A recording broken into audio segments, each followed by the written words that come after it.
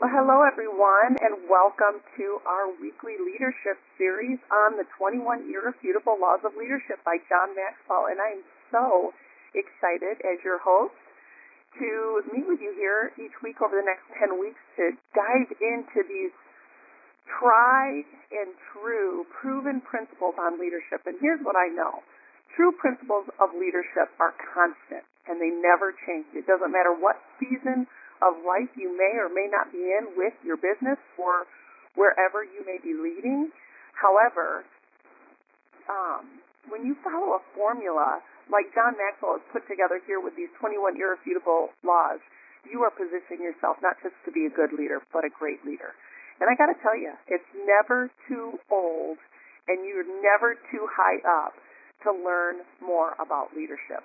And I am so excited to dive into this with you over the next 10 weeks.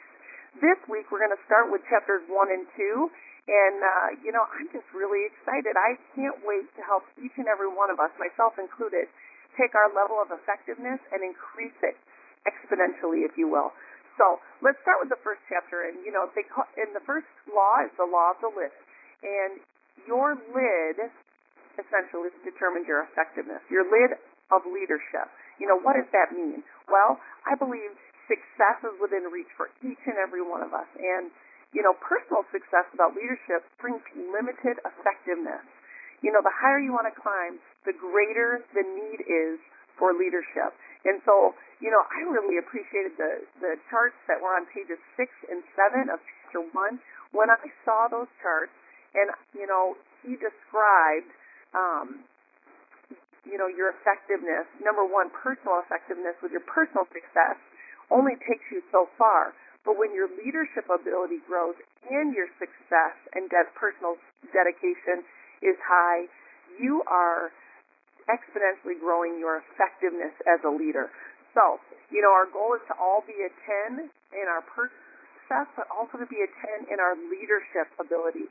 And the two together, the synergy of those results is going to be out of this world, or as we like to call it, a whole nother level, right?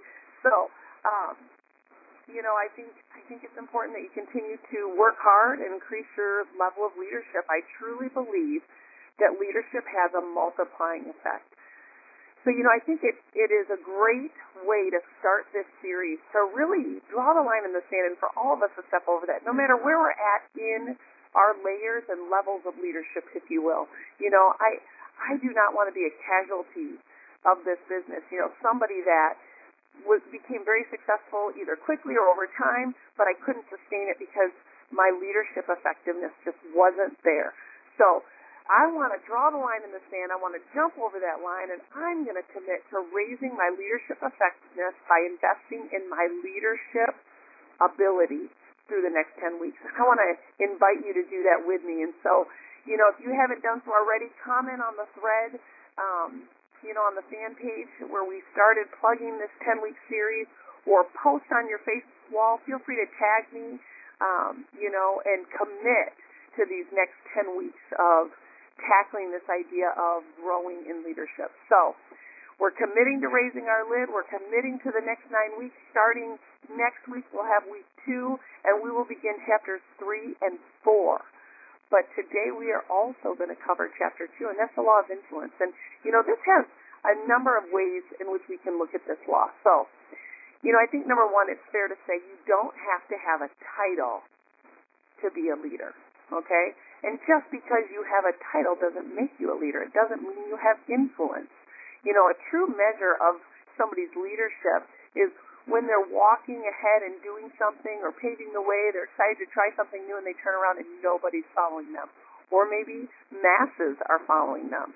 If you don't have influence, you'll never be able to lead other people. It really is that simple. So again, title does not equal influence, but it does have responsibility, and it does give you a platform, and it does give you some time to build your influence. Now, I don't believe that time will go on forever. I really believe it's not about the position that makes the leader, but it's the leader that makes the position. It reminds me of one of Zig Ziglar's quotes when he says, people don't care how much you know until they know how much you care.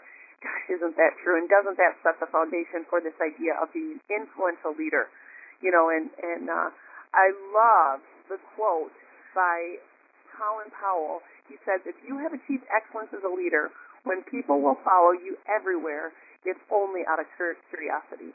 You have achieved excellence as a leader, when people will follow you everywhere, it's only out of curiosity. Gosh, when I read that, it reminded me of social media. It takes me back to hearing Mike say and John Eric say, the world doesn't need one more advertisement. They need adventure. They want to experience life in a new way. And, as Colin Powell was saying here, curiosity alone will drive people to follow others. And I think what a great strategy or technique to build your business, if you will. So, use social media as a place to build influence. Offer value, invest in others, not just people in your downline. I think some of us are thinking we're just here for the people on our team. On the contrary, I believe that when you do what the world needs, it will pay you for it. And every time I have given, it has come back tenfold. So, true leadership cannot be appointed, it cannot be awarded, it cannot be assigned. It is not something you're born with. It's something that must be earned, and it is something that can be learned. Being a leader of influence is something you can learn. Like I said earlier, a title's going to buy you some time, but it isn't going to buy you influence. So, let's talk about some ways in which you can raise your level of influence. I believe one of the basic ways to build your influence is just good old-fashioned hard work. I believe people they watch what we do, not what we say, and they are inspired by leaders that lead by example, that are in the trenches. I can't tell you how many messages I get on a weekly basis that says, I can't believe you're still out in the field building. And I think to myself, really? Have you, and sometimes these are people that are in It Works, and sometimes these are people that are not. And when they're not in It Works, I know exactly why they're saying that, because they don't get how special what we have is. And even when people in It Works says that to me, it makes me question their influence and their leadership with their team, simply because, I don't, as much as we are doing this business to have time freedom and control the schedule, when you do what you love, you never work a day in your life. And I just love what we get to do day in and day out, being a crazy rap girl, rap guys. So first thing I think is just hard work. Number 2 is servant leadership. It's really, investing in your team and those outside of your team. It's being a servant leader. It's allowing others to be first and you to be last, quite honestly. And it's allowing people to have the stage, to have the recognition, and that's really powerful in gaining influence. I think when you have a people-first mentality, that's huge in influence, because people want to know that you care more than just the numbers. Now, at the end of the day, influence is also increased, I believe, when you get results. If you're not getting results, I think people might start looking elsewhere. And I am a firm believer in layering leadership and edifying lines of leadership, but I also believe that if you're not working on your influence with your team, it just won't matter. They're going to go somewhere else anyway. So you've got to work on your leadership influence. Now, another way I work on my influence is getting to events, being visible, allowing people to see me. I try to reach down into the depths of my business, not just in the direct areas of my business. I believe that helps with influence, not just reaching out to people to see how their business is going, but reaching out to people and seeing how life is going. That's that whole putting people first piece. There are many ways you can raise your leadership influence, but those are, a few that I work on. And, here's the deal. You can lead a horse to water, but you can't make him drink. And so at the end of the day, I believe as leaders, it's our job to inspire people, and that's where influence comes in. That them seeing us doing what we're asking other people to do, that we're not asking people to do something that we're not willing to do. And when you think about this idea of being an influential leader, I think about what John Maxwell said in the book about voluntary organizations, and he spoke specifically about churches, but I immediately thought about our industry because it is voluntary. There's no paycheck, it's all commission-based.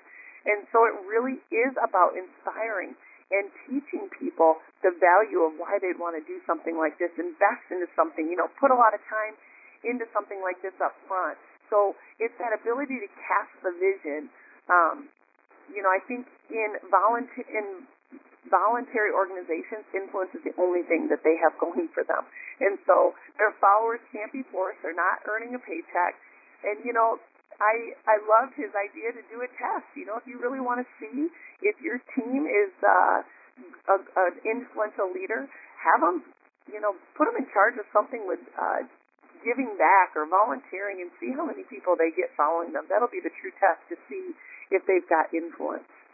So one other aspect of this law number 2 that comes with influence, it's funny because you're supposed to tackle something when it comes at you from multiple angles. So here we are reading it in our first week session of our 21 Irrefutable Laws of Leadership. And I get a text on Saturday from my dad, our CEO, and he sends me a text about something he was reading. And I said, oh, wow, that's crazy. We're talking about influential leadership and we're diving into this book.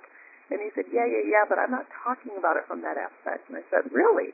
You have me intrigued. And, he said, think about how much we want to be influencers and we want to be leaders that influence people, that drive people to want to come along on this adventure with us.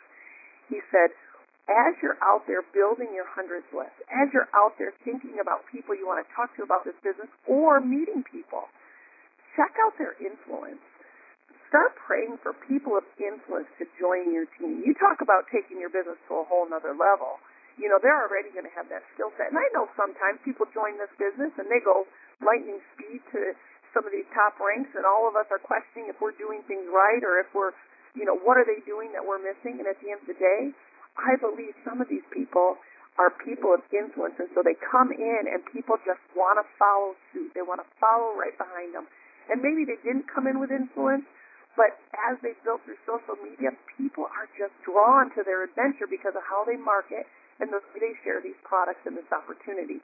So, this law of leadership can be taken 2 ways, and you can use it not just to build retention within your business and personal development, but you can use it to build new, to, the profitability side of your business.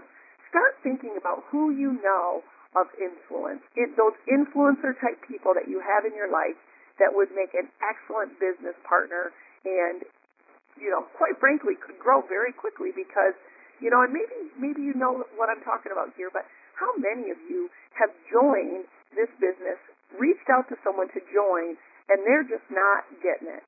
But then someone else comes along, joins, and they jump on so quickly, and you've been working them over for months, years, trying to get them on your team. Chances are it's because of the influence that the person they joined with has over them. And so it might be a great way to check your influence. Are you the kind of leader that just barks orders, that simply is in this to see results, or are you here for the person, not just the numbers? Those are some great questions to ask yourself. And, hey, we're all here to make some money, but, nobody has to be here. And why would anybody want to stay here if they're not having fun or they don't have that they haven't caught that vision? They don't have that fire in their belly because they just don't get it yet. And as leaders, that's our job to paint that picture and to help draw people in. So, gosh, I just love these first 2 chapters. What a way to warm up this leadership series. Again, we're going to meet back together next Monday, and I want to remind you that I'm going to come live to you on Periscope every Monday. No definite time, but, if you're following me, you'll get that alert, and then it'll be live for 24 hours. We will also be making posts about this series on my fan page, Tammy Dempsey /ItWorksGlobal. Make sure you're following me, and make sure you have it where the notifications are turned up. So when we do post something, you see it and you're not missing out on it. I'm just really excited, and I'm so excited to have so many people that have partnered with me on this adventure. I love the topic of leadership because I know the gravity that it has on our effectiveness as people, but also on the growth of our businesses, which, is why we're all here. So I love that you're investing in you, you're investing in your future, and you're investing in your family. And so I want to give you kudos today for being a part of this 10-week series. You know, whether you're reading this book with us or not, you may be a part of this with us. Whether you're behind, whether you're ahead, whether you're still waiting on your book. We are so excited. We being me and everybody else here. You know, I tell people, how can you be a part of this? It's free. The only condition is this. You have to have a will to win. You want to win big at life and in business. And then number two, you want to turn around and help others win big. That is the only requirement to be a part of this series. And I just want to give you a high five right now because we're closing in on 3:05.